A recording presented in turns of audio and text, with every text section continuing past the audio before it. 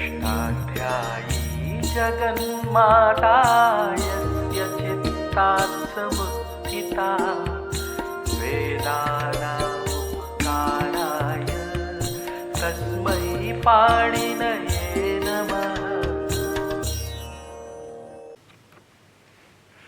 माता जी, वाक्य में जैसे हम रामा पठति ऐसा हम वाक्य बोलते हैं, तो वाक्य में पहले हम सुबंत को बोलते हैं और पौष्पी प्रक्रिया में पहले हम तिङंत पढ़ते हैं, जबकि सिद्धांत कौमुदी में भी पहले सुबंत पढ़ाया जाता है। तो इसमें किस प्रकार से अंतर हमें समझना चाहिए? आपका प्रश्न है कि हम वाक्य बोलते हैं, पहले सुबंत बोलते हैं, तिङ को बाद में बोलते हैं। और दीक्षित जी भी पहले सुबंत प्रक्रिया बोलते हैं, बाद में धात्वाधिकारी प्रक्रिया बोलते हैं।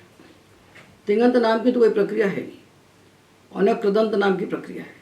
जो उन्होंने तिङंत कृदंत अलग अलग प्रक्रिया कही हैं, ये तो है ही। तिङ प्रत्ययों के लिए और कृत प्रत्ययों के लिए एक ही धातु से चाहे तिङ प्रत्यय लगे चाहे धातु से कृत लगे, प्रक्रिया एक ही, अलग अलग प्रक्रिया नहीं है। तो उसका नाम हम कहते हैं धात्वाधिकारी प्रक्रिया। तो क्यों सुबंत को पहले लिया दीक्षित जी ने और क्यों तिङंत को पहले लिया हमने, या पूरी धात्वाधिकारी प्रक्रिया उन्होंने पहले क्यों लिया, ये प्रश्न उठाना तो चाहिए। क्योंकि हमने तो कौमुदी की पूरी जड़ें उखाड़ के अष्टाध्यायी क्रम से शास्त्र को प्रतिष्ठित किया है। इसलिए प्रश्न आपका बहुत अच्छा है, इसका उत्तर आप सुनिए। कि दीक्षित जी ने पहले बनाई संधि बनाई, उसके 5 हिस्से कर दिए जिनकी हमें आवश्यकता ही नहीं थी, जो पानी सम्मत नहीं है। ठीक है, संधि बना दी, संज्ञा संधि परिभाषा उन्होंने बना दी। अब प्रक्रिया का आरंभ करते हैं। तो प्रक्रिया क्या होती है? अपने चुपचाप बैठे हैं प्रातिपदिक, कोई प्रक्रिया नहीं है। चुपचाप बैठे हैं धातु, कोई प्रक्रिया नहीं है। प्रक्रिया कब से आरंभ होती है? जब उसे प्रत्यय लग जाता है। धान का बीज या गेहूँ आपकी कोठी में रखा हुआ है, तो कोई प्रक्रिया नहीं है। उसको निकाल के आपने भूमि में डाला और सारे कारणों का संयोग कर दिया, हवा पानी प्रकाश मिलने लगा, प्रक्रिया आरंभ होगी। तो धातुओं से प्रत्यय लगेंगे तो प्रक्रिया आरंभ होगी, प्रातिपदिकों से प्रत्यय लगेंगे तो प्रक्रिया आरंभ होगी। तो देखिए, प्रत्ययों की 2 ही प्रकृतियां होती हैं, प्रातिपदिक और धातु। अष्टाध्यायी के 3रे अध्याय में धातु से प्रत्यय पहले कहे गए हैं और 4थे 5वें अध्यायों में प्रातिपदिक से प्रत्यय बाद में कहे गए हैं। तो पाणिनि भी पहले धातु से प्रत्यय लगाते हैं और बाद में प्रातिपदिकों से लगाते हैं। एक तो ये बात हो गई कि धातु से पहले प्रत्यय लगाना चाहिए आपको, प्रातिपदिकों से बाद में लगाना चाहिए। एक तो ये कारण हुआ। दूसरा कारण ये है कि धातुओं से तिङ प्रत्यय लगते हैं तो पद बनते हैं, और धातुओं से कृत प्रत्यय लगते हैं तो प्रातिपदिक बनते हैं। जब प्रातिपदिक बन जाएंगे तब तो से हम सुप प्रत्यय लगाएंगे। प्रातिपदिकात् सुबुत्पत्तिर्भवति, प्रातिपदिकों से सुप होते हैं, धातुओं से कृत होते हैं, कृत प्रत्यय लग करके प्रातिपदिक बनते हैं, प्रातिपदिकों से सुप लग के पद बनते हैं, और सुबंत से तद्धित बनते हैं, तद्धित से फिर प्रातिपदिक बनते हैं। ये क्रम है ना। तो इसलिए जब तक प्रातिपदिक नहीं जानेगा विद्यार्थी, तब तक उससे वो शुभ उत्पत्ति कैसे करेगा। तो दीक्षित जी ने आरंभ कर दिया, कृत तद्धित समासाश्य से प्रातिपदिक संज्ञा कर दी। वो बच्चा ना तो कृत जान रहा है, ना तद्धित जान रहा है, ना समास को जान ही नहीं रहा है। अब उसके सामने प्रातिपदिक खड़े हो गए। और प्रातिपदिक जो खड़े होते हैं, देखिए, तो प्रातिपदिक 2 प्रकार के हैं। बहुत जितने प्रकार के, मोटे मोटे तौर पर स्थूल रूप से 2 प्रकार के प्रातिपदिक हैं। एक तो ऐसे हैं जिनके अंत में प्रत्यय दिखता है, और एक ऐसे हैं जो हैं जिनके अंत में क्विप प्रत्यय है, क्विन प्रत्यय है, विच है, विठ है। तो क्विबंता विजंता धातुत्व न जाति प्रातिपदिकत्वम च प्रतिपादयन्ति। ये हम जानते हैं ना कि जब क्विप प्रत्यय होगा, क्विप प्रत्यय होगा, क्विन होगा, विच होगा, विठ होगा, मतलब शून्य प्रत्यय जब होगा, तो उस प्रत्यय के लगने के बाद वो शब्द प्रातिपदिक भी बन जाएगा और धातु भी बना रहेगा। तो वहाँ धात्वाधिकारी प्रक्रिया का आपको आश्रय लेना पड़ेगा, उसके बिना चल नहीं सकते आप। तो ये जो प्रत्यय है, कृत प्रत्यय, शून्य प्रत्यय, ये कैसे लगते हैं, इनको लगने की प्रक्रिया उसको मालूम होना चाहिए विद्यार्थी को। और लगने के बाद धातु कैसे बने रहते हैं ये भी मालूम होना चाहिए। और जब धातु बने हैं तो धातु संज्ञक प्रातिपदिकों से लगने वाली प्रक्रिया अलग होती है, और प्रत्ययांत प्रातिपदिक को लगने वाली प्रक्रिया अलग होती है। जो कुमारी शब्द है गी प्रत्ययांत, उससे आप लगाएंगे अम तो अमी पूर्वा होगा, और जो धातु शब्द है कुमारी उससे आप अम लगाएंगे तो एर निकाचो संयोग पूर्व से लगेगा। तो धात्वाधिकारी प्रक्रिया को नहीं जानेगा विद्यार्थी तो उस प्रातिपदिक को नहीं पहचानेगा। तो दीक्षित जी ने पहले संकल्प कर दिया कि हम वर्ण मात्रिका के क्रम से चलेंगे। तो आ ई उ इस क्रम से चल पड़े। तो अकारांत पुंलिंग लिया, फिर इकारांत पुंलिंग लिया, फिर ईकारांत पुंलिंग चाहिए उनको। यद्यपि उनको ऐसा करना ही नहीं चाहिए, क्योंकि घी संज्ञा तो शेष की होती है। पहले उनको इकारांत बोलना चाहिए, बाद में इकारांत बोलना चाहिए। तो उन्होंने पहले इकारांत ले ली। तो पहले इकारांत लिया तो उनको समस्या नहीं आई, पर जब इकारांत प्रातिपदिक उन्होंने लिया तो उनको इकारांत पुंलिंग कोई मिला नहीं। जब नहीं मिला तो संकल्प पूरा करना है, तो उन्होंने फिर इकारांत पुंलिंग बनाए। तो कैसे बनाए? कुमारी शब्द ले लिया, और कुमारी शब्द इकारांत स्त्रीलिंग है क्योंकि वो ज्ञंत है। अब उसको पुंलिंग कैसे बनाए? तो कहते कुमारी मिच्छन, कुमारी व आचरण, कुमारी मिच्छन, कुमारी व आचरण ब्राह्मण कुमारी। कुमारी जो अपने लिए कुमारी को चाहता है या जो कुमारी जैसा आचरण करता है, ये दो प्रकार से बना सकते हैं। तो कुमारी इच्छन यदि बनाते हैं तो सुपात्मन कैसे कैच लगाएंगे हम।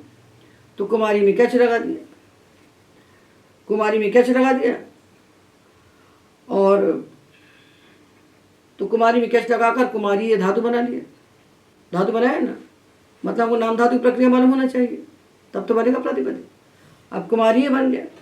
अब कुमारी धातु बन गया, धातु से प्रातिपदिक कैसे बनाए? तो इससे हमने कर्तरी क्विप लगा दिया। जब क्विप लगा दिया तो क्विप परे होने पर अतो लोपा हुआ, लोपो वेरवली हुआ, और वेर प्रत्यस्य हुआ, कुमारी बन गया। अब ये कुमारी वो कुमारी नहीं है जिससे हमने कैच लगाया था। जिससे कैच लगाया था वो ज्ञंत था, और ये जो बन गया है ये अब धातु शब्द है। अथवा सर्व प्रातिपदिकेभ्य क्विब्वा वक्तव्य से आचार क्विप लगा दिया। अब आचार क्विप लगाया तो भी सर्वपारी लोप उसका हो गया। इनको धातु बनाया कैसे? जब तक ये नहीं मालूम होगा विद्यार्थी को, तब तक वो प्रक्रिया का भेद कैसे करेगा? कुमारीम और कुमारियम दो को अलग अलग कैसे जानेगा वो? तो इसलिए धात्वाधिकारी प्रक्रिया को जाने बिना प्रातिपदिक नहीं बनते, और प्रातिपदिकों को जाने बिना जब सुबंध प्रक्रिया पढ़ता है विद्यार्थी तो उसके हिस्से में रचने के सिवा कुछ नहीं आता, क्योंकि अंधेरे में अभी केवल संधिया पढ़ के आया है, थोड़ी सी, पूरी संधिया भी नहीं पढ़ी उसने, और उसके सिर पर हमने बाजा बजा दिया पूरी प्रक्रिया का। तो ये जो सारा प्रपंच है, कुमारी इच्छन कुमारी, कुमारी मिच्छन कुमारी, वाचरण व ब्राह्मण कुमारी, तो क्यजंतात आचारक पिबंतात व कर्तरी पिप, ये सब कौन सी प्रक्रिया है? धात्वाधिकारी प्रक्रिया है ना। अब जब बन गया कुमारी तो उस कुमारी से ज्ञात से हम लाए हम, तो हमें पूर्वा लग गया, और इस कुमारी से जब लाए तो आजाद व्यक्ति परे होने पर एरने का जो संयोग पूर्व से लग गया, और वो भी अचिष्ण धातु भ्रुवाम को बाध करके आया। तो कहाँ अचिष्ण धातु भ्रुवाम उसको लगाना पड़ेगा और कहाँ उसको एरने का जो संयोग पुरुष लगाना पड़ेगा, ये सारा विज्ञान जब तक धात्वाधिकार को नहीं पढ़ेगा तब तक कैसे जानेगा? इसलिए पहले धात्वाधिकारी प्रक्रिया पढ़ना चाहिए। ऐसे एक नहीं, ऐसे अनेक उदाहरण एक के बाद एक चलते चले आ रहे हैं। ये कुमारी शब्द हुआ, उसके बाद सुश्री, सुष्ठु शयति सुश्री, सुश्रियो सुश्रिय। तो ये सुश्री जो है, जो यवक्री है, जो प्रधि है, जो उन्नी है, ये सब धातु शब्द हैं, और ये धातु से प्रत्यय लगाकर बने हुए धातु हैं। धातु से प्रत्यय लगा करके धातु संज्ञक प्रातिपदिक बने हैं। तो इनमें जो प्रक्रिया की विशेषता है वो जब तक धातु अधिकार नहीं पढ़ेगा विद्यार्थी नहीं जान सकता। इसके बाद आता है लूनम इच्छति इति लूनी, क्षामम इच्छति इति क्षामी, प्रस्तीमम इच्छति इति प्रस्तीमी। ये सारे जो शब्द बनते हैं ये सब धातु अधिकार का विषय है। अब कैसे बनाएगा? शुष्क ये क्विप, पहले शुष्क शब्द लेगा, शुष्क प्रातिपदिक लेगा, उससे क्यच लगाएगा, फिर चट लगाकर उससे क्विप लगाएगा, क्विप लगाकर सारी प्रक्रिया करके शुष्की बना देगा, शुष्की प्रातिपदिक बनाएगा। ये धातु संज्ञक प्रातिपदिक है। तो कहाँ पर उसको यण करना है और कहाँ पर उसको इयंग करना है, जब तक धातु अधिकार को नहीं जानेगा तो कैसे करेगा। और भी देखते जाइए, ये थोड़ा सा बताया, ऐसा पूरे आप देख सकते हैं हमने, मतलब आपको दिन निर्देश किया, आप चलते जाइए। हलंत प्रातिपदिक हमको मिलते हैं, तो कुछ होते हैं जो किन प्रत्यय से बनते हैं और कुछ होते हैं जो किप प्रत्यय से बनते हैं। तो दोनों प्रक्रिया का भेद हो जाता है। जो किन प्रत्यय प्रातिपदिक है, जिनसे किन प्रत्यय हुआ है, किन प्रत्यय लगाने वाले 3 सूत्र हैं अष्टाध्यायी में, तृतीय अध्याय के द्वितीय पाद में। स्पृशो नुदके क्विन और ऋत्विक दधिक स्त्रग दिगुष निगंचु युजु कृंचांच और त्यदा दुषो नालोचने कंच। ये 3 सूत्र हैं क्विन प्रत्यय लगाने वाले, और इन 3 सूत्रों में 10 धातु कहे गए। इन धातुओं का नाम है क्विन प्रत्यय धातु। इनको पदांत में कुत्व होता है, और जो क्विबंत हैं उनको नहीं होता है। तो ये भेद नहीं जानेगा तो कैसे करेगा, कहाँ पर उसको कुत्व करना है और कहाँ पर उसको कुत्व नहीं करना है। देखिए दिश धातु है, ये क्विन प्रत्यय धातु है, तो क्विन प्रत्यय होने से इसको पदांत में कुत्व होगा। तो दिग दिग दिग्भ्याम दिग्भ्य दिग्भ्याम दिग्भ्याम ये बनेंगे। यदि मृष प्रातिपदिक आ गई, मृष ये भी तालव्य शकारांत है, पर एक क्विन प्रत्यय नहीं है, इससे हमने क्विप लगाया। तो मृग मृग मृगभ्याम मृगभी मृगभ्याम मृगभ्या, इसको झलाम जशोन्ते होगा, और दिक को झलाम जशोन्ते हो करके क्विन प्रत्यय से को होगा। तो शकारांत दिश है, इसको पहले भ्रष्ट प्रत्यय से श होगा, फिर झलाम जशोन्ते से डा होगा, फिर क्विन प्रत्यय से कुह से गा होगा, और उसके बाद विकल्प से वाव आने से चर्त होकर के का होगा। तो इसको कहते हैं, बार बार कहना पड़ता है दीक्षित जी को, आयास करना पड़ता है। षड्गकाः षड्गकाः, जहाँ क्विन प्रत्यय आएंगे तो षड्गकाः कहते हैं। तो क्यों कहते हो भाई, यदि धातु अधिकारी प्रक्रिया पढ़े बैठा होगा तो खुद बना लेगा। तो क्विन प्रत्यय धातुओं में शकारांत यदि है तालव्य शकारांत तो षड्गकाः करना पड़ेगा। यदि मृष है तो श और ड इतनी करना पड़ेगा बस। भ्रष्ट भ्रष्ट करेगा और झलाम जशवंती करेगा। तो मृगभ्या मृगभी मृगभ्या मृगभ्या, तो अलग अलग होगा ना। तो एक क्विन प्रत्यय कौन से प्रातिपदिक हैं और कौन से प्रातिपदिक क्विप प्रत्यय से बने हुए हैं, ये सारी बातें वो विद्यार्थी तभी जान सकता है जब धातु अधिकारी प्रक्रिया पहले से पढ़ा हुआ हो। अब सुबह आपने प्रारंभ कर दिया तो उसको बनाना है, वो जान कुछ नहीं रहा है, केवल पुस्तक में पंक्तियाँ लिखी हैं और गुरुजी पढ़ा रहे हैं तो उसको याद करते चलना है। तो ये जो क्विन प्रत्यय धातु हैं, इनमें कहाँ पर हमको षड्गकाः करना है और कहाँ पर तीनों नहीं करना है, क्योंकि सृज और यज को भाष्यकार ने कुत्व नहीं किया है। तो सृज यज्यो पदांते शत्वम कुत्वापवादः ये कहते हैं। तो विद्यार्थी को यह भी मालूम होना चाहिए कि क्विन प्रत्यय जो 10 धातु हैं, उन 10 को क्विन प्रत्यय से को होगा कि नहीं होगा, ये भी मालूम होना चाहिए उसको, क्योंकि 10 धातुओं में सृज यज को भाष्यकार ने कुत्व नहीं किया पदांत में। तो यज से यज्ञभ्याम यज्ञ भी बनेगा, तो सृज से भी सृजभ्याम बनना चाहिए, ये क्यों नहीं बनता। तो निपातनात् नहीं बनता क्योंकि ऋत्विक दधिक सूत्र में स्त्रट कहा है, तो यहाँ निपातन मानना पड़ेगा, वहाँ भाष्य का प्रमाण मानना पड़ेगा। ये सब कैसे जानेगा विद्यार्थी। और स्पृशो नुदके क्विन कहा है, स्पृश धातु जो है इससे उदक भिन्न उपपद होगा तो क्विन होगा, यदि उदक उपपद होगा तो क्विन नहीं होगा, या उपपद ही नहीं होगा तो भी क्विन नहीं होगा। तो स्पृशत इति स्पृश यदि प्रातिपदिक हमने बनाया तो ये तो किप प्रत्यय से बनेगा, तो अकेला स्पृश है तो स्प्रिट स्प्रिट बनेगा, तब जस्ट हो जाएगा, जस्ट में रुक जाएंगे। और यदि मंत्र स्पृश का तो उदक भिन्न उपपद है तो क्विन हो जाएगा, तो क्विन प्रत्यय से कु लग जाएगा, तो मंत्र स्पृश से हम बनाएंगे मंत्र स्प्रिक मंत्र स्प्रिग, इसमें कुछ होगा। और अकेला स्पृश यदि धातु है तो इससे क्विन होगा ही नहीं, इससे क्विप होगा। तो इससे स्प्रिट स्प्रिट स्पृश धातु से भ्रष्ट भ्रष्ट करेंगे, झलाम जशवंते कर देंगे, क्विन प्रत्यय से कु नहीं करेंगे। यदि मंत्र स्पृश है तो षड्गकाः करेंगे। तो उनको बताना पड़ता है यहाँ षड्गकाः, आपको 4 कदम चलना है। और धृष धातु है तो डग कह डह गह कह ऐसा कहते हैं। डह गह कह डा होगा, ग होगा, का होगा। धृष्णोती थी दधिश बनाए, तो दधिश शकारांत है और क्यों प्रत्यय है, तो शकारांत में भ्रष्ट भ्रष्ट लगाना नहीं है, तो झलाम जशोंते से डा बनाइए, फिर क्यों प्रत्यय से कुछ गा बनाइए और वाव आसानी से उसको पक्ष में का कीजिए। और जहाँ अवसान नहीं है वहाँ दधृक भ्याम दधृक भी बनाइए, और जहाँ अवसान है वहाँ पर दधृक दधृक दो बनाइए। तो देखिए एक नहीं अनेक उपायों से हम आपको बताते हैं, बताने के लिए सैकड़ों उदाहरण हैं, पर हम दिग्मात्र आपको दिखा रहे हैं कि आप प्रातिपदिक बनाते हैं विविक्ष, हम नहीं बनाते, दीक्षित जी बना के दे रहे हैं, दीक्षित जी दे रहे हैं, तो हमको ही बनाना ही पड़ेगा। जब प्रातिपदिक है तो बनाना पड़ेगा।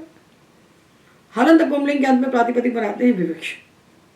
ये विविक्ष क्या चीज़ है, ये है विष धातु से हमने सन प्रत्यय किया, विष से हमने सन किया तो बन गया विविक्ष धातु बना, सन्नत धातु बना विविक्ष। इस विविक्ष धातु से हमने कर्तरी क्विप किया, ये कर्तरी क्विप कर रहे हैं। विष धातु से सन किया तो विविक्ष धातु बना सन्नत, इससे कर्तरी क्विप किया। विष्णु इच्छति विविक्षति, उस अर्थ में हमने कर्तात्व क्विप कर दिया। अब जब क्विप किया तो एक क्विप आर्धातुक है, आर्धातुक का अतोलोपा हो गया, अतोलोपा हो गया, ये प्रातिपदिक बना, ये हमारा प्रातिपदिक बन गया, प्रवेश करने की इच्छा करने वाला, ये अर्थ है इसका। अब ये बन गया। अब इसमें हमने लगाया सु। अब ये धात्वाधिकारी प्रक्रिया नहीं जानेगा तो क्या बनाएगा बालक, क्या बनाएगा देखिए ना। तो इसमें सु लगाया, सु को हमने हल्के आदि लोप कर दिया, ये संयोगांत है, तो संयोगांत से लोपा को बाध करके इसको संयोगादि और अंत्येचा इसको होना चाहिए, क्योंकि संयोग के आदि में ककार है, पर वो नहीं होता। वो क्यों नहीं होता, इसके लिए हमें ये मालूम होना चाहिए कि विविक्ष कैसे बनाए। तो विष धातु का शाह है तालव्य, इसको भ्रष्ट भ्रज से मूर्धन्य शाह हुआ, इसको शजो का सी से का हुआ, और जब ये का हुआ तो जो सन का सा था ये आदेश प्रत्यय से शाह हो गया और काशा संयोग क्षा हुआ, ऐसे बना है।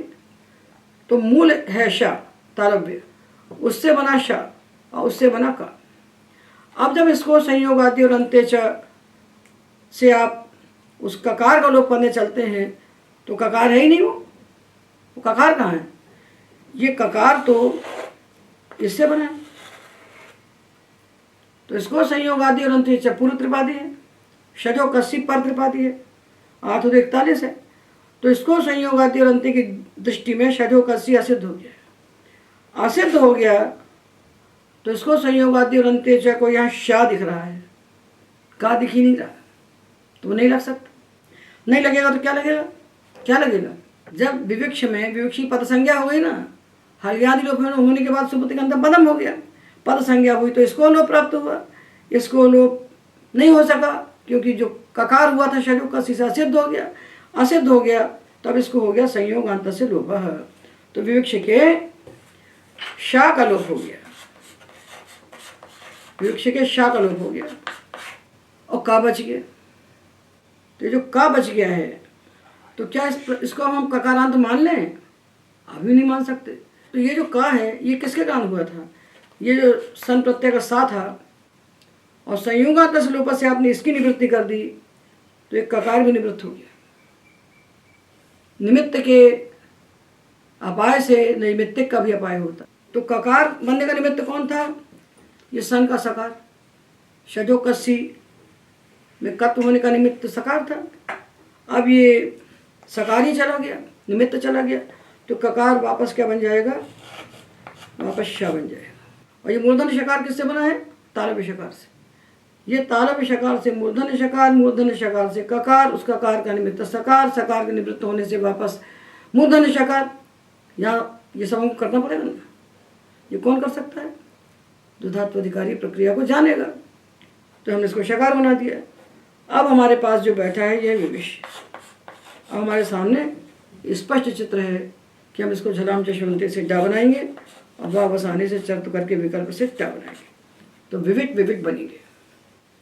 अब देखिए आगे आते हैं रक्ष और तक्ष धातु है। अब रक्षति इति फिर प्रत्यय किया तो रक्षति इति रक्ष और तक्षति तक्ष, ये प्रातिपदिक बन गए। और यदि हमने निजंत रक्ष धातु लिए, रक्षयति इति और तक्षयति इति ऐसे लिए और इनसे क्लिप लगाया हमने, तब क्या होगा? तब नेर नीति से निच के इकार का,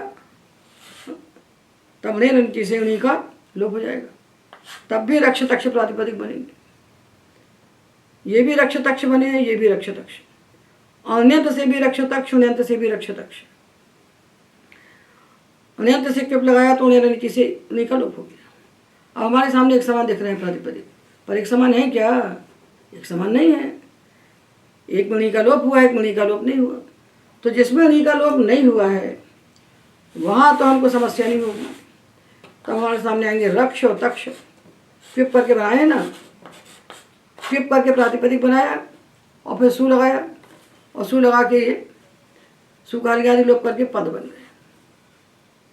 फिप करके इसको प्रातिपदिक बनाया, प्रातिपदिक करके सु लगाया, सुखाली आदि लोप करके सुप्तिगंतम पदम बन गए। अब ये संयोगांत पद है, तो यहाँ संयोगांत से लोपा प्राप्त है, उसको बाध करके इसको संयोगादि और अंत्येजा से ककार का हम लोग कर देंगे तो बनेगा रश और तश, ये बने। झलाम जशवंत से इसको हम बनाएंगे ड और वावसाने से ट, इसको ही बनाएंगे ड और ट, तो रक रग और तट तट, ये बन जाएंगे। गोरक्ष, गोरख, गोरख, ये बनेंगे किससे?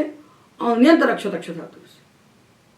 आ रहा है समझ में? अच्छा, अब हमने अनियंत धातु ले लिया, हमने अनियंत धातु वाला रक्ष तक्ष लिया, तो ये मान के चलिए कि यहाँ बीच में, इन दोनों के बीच में एक गुणी था जिसका लोप हो गया।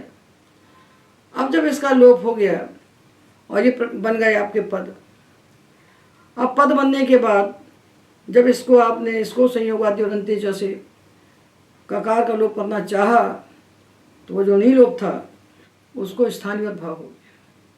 अच्छा, परस्मिन पूर्वविधो, पर निमित्तक अजादेश, ये सब बता रहे हैं दीक्षित जी। ये कह रहे हैं तक्षि रक्षिभ्याम अनंताभ्याम फिपितु स्को इति न प्रवर्तते। अनंत रक्षि तक्षि से जब आप लगाते हैं फिप तो वहाँ पर इसको संयोग आदि और अंत्येजा नहीं लगता, उन्हीं लोप से स्थानीय भावात, तो उन्हीं को स्थानीय भाव हो गया। स्थानीय भाव होने से यहाँ इसको लोप नहीं होगा, तो यहाँ क्या होगा? संयोगांत लोप होगा, तो शा का लोप होगा तो बनेगा रक और रग, रग और तक, ये बनेंगे पद। रक और तक, गाम रक्षति थी, गाम रक्षति थी गोरठ, गाम रक्षति थी गोरठ और गाम रक्षयति थी गोरख।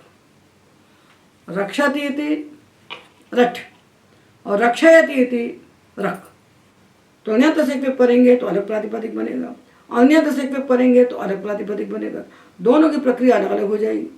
तो ये सब जितना प्रपंच है ये बालक जानता नहीं सिद्धांत कौमुदी का, और उसको सबसे पहले इसी प्रक्रिया में डाल दिया जाता है और वो बेचारा रखता चला जाता है। आँख बंद करके उसको रखना है तो उनके रूप बनाने के लिए धात्वाधिकारी प्रक्रिया का सम्यक विज्ञान होना जरूरी है, जिसका अनुगमन दीक्षित जी ने कौमुदी में नहीं किया तो कोई विवेक करने वाला नहीं है। और इसी प्रकार से चल रहा है जो हमने पहले कहा था और फिर कहते हैं आपसे कि तातस्य कूपोय मित ब्रुवाणा क्षारम जलम का पुरुषाप बनती। बाप के खोदे हुए कुएं का पानी दिखा रहा है तो हमको पुरुषार्थ से नया कुआं खोद लेना चाहिए। पौष्पी प्रक्रिया पाणिनि के मर्म का उद्घाटन है, पाणिनि के मर्म का प्रकाशन है, अष्टाध्यायी का हार्द है वो। एतावदेव।